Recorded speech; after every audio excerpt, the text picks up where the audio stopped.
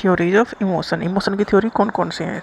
इसमें दो थ्योरी पढ़नी है। जेम्स लैंग थ्योरी फर्स्ट है, ये दी थी विलियम जेम्स ने एंड कार्ल लैंग्स ने।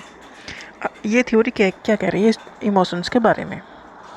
According to this theory, when an individual encounter a stimulus, stimulus मतलब बाहर से कोई भी चीज़ जो हमें अफेक्ट करती है या हमारा ध्यान खींचती है। When an individual encounter stimulus मतलब कोई भी स्टिमुलस हमारे पास आई, देयर बॉडी रिएक्ट फिजियोलॉजिकली, ऐसे फिजियोलॉजिकल चेंज होंगे।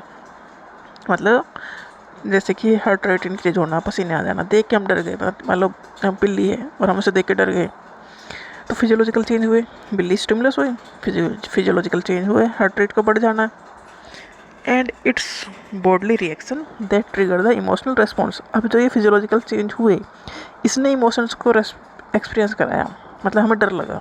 ये थ्योरी कह रही है पहले फिजियोलॉजिकल चेंज होंगे फिर हम इमोशन को एक्सपीरियंस करेंगे।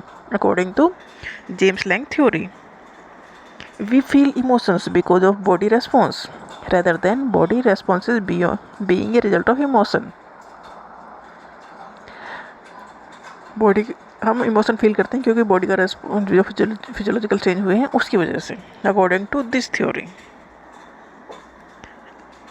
जैसे स्टिमुलस आई फिर स्पेसिफिक फिजियोलॉजिकल चेंज हुए बॉडी में, फिजियोलॉजिकल चेंज को हमने माना कि हाँ है, ये परसेप्ट किया, उसे परसेप्शन ऑफ फिजियोलॉजिकल चेंज, मतलब हमारे नॉलेज में वो चीज़ आई, उसके बाद हमने इमोशन को एक्सपीरियंस किया। According to James Lange theory, ये है पहले स्टिमुलस तो शुरुआत करेगी, उसके बाद फिजियोलॉजिकल चेंज होंगे, फिर इमोशन हम एक्सपीरियंस करेंगे। नेक्स्ट है कैनन बार्ड की थ्योरी। ये थ्योरी सजेस्ट करती है that emotional experience and physiological arousal occur simultaneously. ये थ्योरी कह रही है इमोशनल जो हम एक्सपीरियंस कर रहे हैं, मतलब खुश हो रहे हैं, दुखी हो रहे हैं, कुछ भी हो रहा है वो, और फिजियोलॉजिकल चेंज साइमल्टेनियसली हो रहे हैं, मतलब साइड बाय साइड हो रहे हैं and independently in response to stimulus.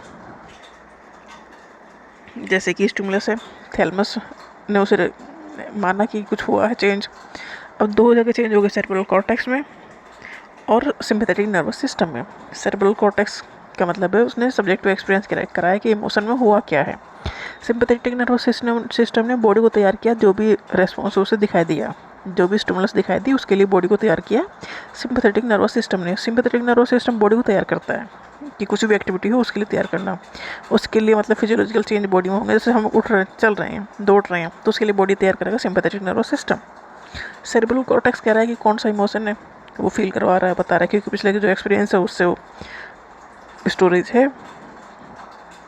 तो ये थ्योरी कह रही है, कैनन बार्ड की थ्योरी कह रही है कि कुछ भी है, ये दोनों ही चीज़ें, फिजियोलॉजिकल चेंज है और हम इस इमोशन को एक्सपीरियंस कर रहे हैं, दोनों ही घटना एक साथ घट रही हैं, अलग अलग नहीं।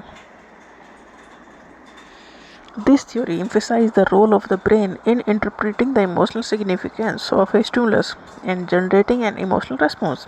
कैनन बार्ड की थ्योरी ब्रेन पे भी emphasize करती है कि ब्रेन का भी रोल है भाई, इसे छोड़ कर नहीं जा सकते। इन किस चीज़ में रोल है? In interpreting the emotional significance of stimulus. Stimulus ने कौन सा इमोशंस को रेस्पॉन्स दिया है, कौन से इमोशंस को जगाया है।